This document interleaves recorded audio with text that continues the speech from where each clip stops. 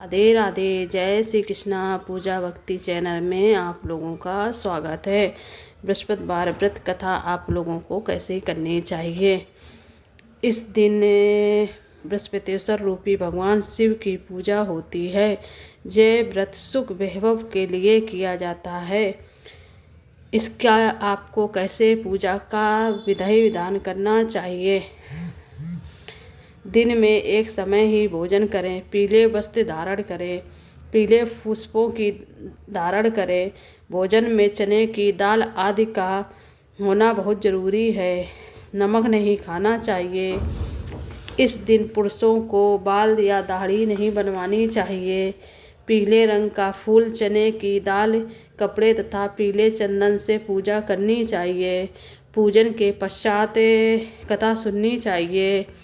इस व्रत के करने से बृहस्पति जी अति प्रसन्न होते हैं तथा धन दान और विद्या व रूपवान पति का लाभ प्राप्त होता है। स्त्रियों के लिए ये व्रत अति आवश्यक है। इस व्रत में केले का पूजन होता है। बृहस्पतिवार की व्रत कथा। किसी गांव में एक साहूकार रहता था, जिसके घर में अन्न, धन और वस्त्र की कोई कमी नहीं थी, परंतु उसकी स्त्री बहुत ही कृतज्ञ थी। किसी विद्यार्थी को कुछ नहीं देती, सारे दिन घर के कामकाज में लगी रहती। एक समय एक साधु महात्मा बृहस्पतिवार के दिन उसके द्वार पर आए और भिक्षा की याचना की। स्त्री उस समय घर के आंगन को लीप रही थी। इस कारण साधु महाराज उसे कहने लगी कि महाराज, इस समय तो मैं घर लीप रही हूँ, आपको कुछ नहीं दे सकती, फिर भी आकाश के समय आना। साधु महात्मा खाली हाथ चले गए। कुछ दिन के पश्चात वही साधु महाराज आए।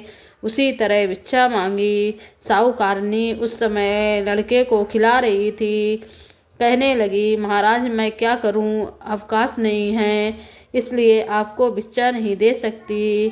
तीसरी बार महात्मा आए तो उसने उन्हें किसी तरह से टालना चाहा, परंतु महात्मा जी कहने लगे कि यदि तुमको बिल्कुल ही अवकाश हो जाए तो मुझको भिक्षा दोगी। साहूकारनी कहने लगी कि हाँ महाराज, यदि ऐसा हो जाए तो आपकी बड़ी कृपा होगी। साधु महात्मा जी कहने लगे कि अच्छा, मैं एक उपाय बताता हूँ। तुम बृहस्पतिवार को एक दिन चढ़ने पर उठो और सारे घर में झाड़ू लगाकर कूड़ा एक कोने में जमा कर दो। घर में चौका इत्यादि मत लगाओ। फिर स्नान आदि करके घर वालों से कह दो उस दिन सब हजामत अवश्य बनवाएं। रसोई बनाकर चूल्हे के पीछे रखा करो, सामने कभी ना रखो। सायंकाल को अंधेरा होने के बाद दीपक जलाया करो तथा बृहस्पतिवार को पीले वस्त्र मत धारण करो, ना पीले रंग को चीज़ों का भोजन करो। यदि ऐसा करोगे तो तुमको घर का कोई काम नहीं करना पड़ेगा। साहूकारनी ने ऐसा ही किया। बृहस्पतिवार को दिन चढ़े उठे, झाड़ू लगाकर कूड़े को घर में जमा कर दिया। पुरुषों से हजामत बनवाई, भोजन बनवाकर चूल्हे के पीछे रखा। बृहस्पतिवार को ऐसा ही करती रही। अब कुछ काल बाद उसके घर में खाने को दाना ना रहा। थोड़े दिनों में महात्मा फिर आए और भिक्षा मांगी, परंतु सेठानी ने कहा, महाराज मेरे घर में खाने को अन्न नहीं है, आपको क्या दे सकती हूँ। तब महात्मा ने कहा कि सब तुम्हारे घर में जब सब कुछ था तब भी तुम कुछ नहीं देती, अब पूरा अवकाश है तब भी तुम कुछ नहीं दे रही हो। तुम क्या चाहती हो वह कहो। तब सेठानी ने हाथ जोड़कर प्रार्थना की, महाराज अब कोई ऐसा उपाय बताओ कि मेरे पहले जैसा धन धान हो जाए।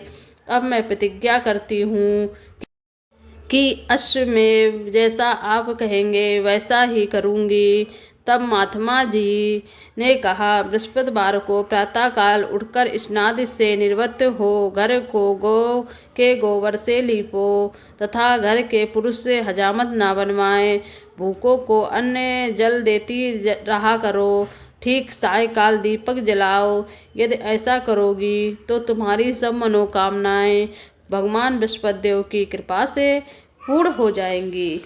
सेठानी ने ऐसा ही किया और उसके घर में धन दान वैसा ही हो गया जैसा कि पहले था। इस प्रकार बृहस्पति जी की कृपा से अनेक प्रकार के सुख भोग कर दीर्घकाल तक जीवित रही।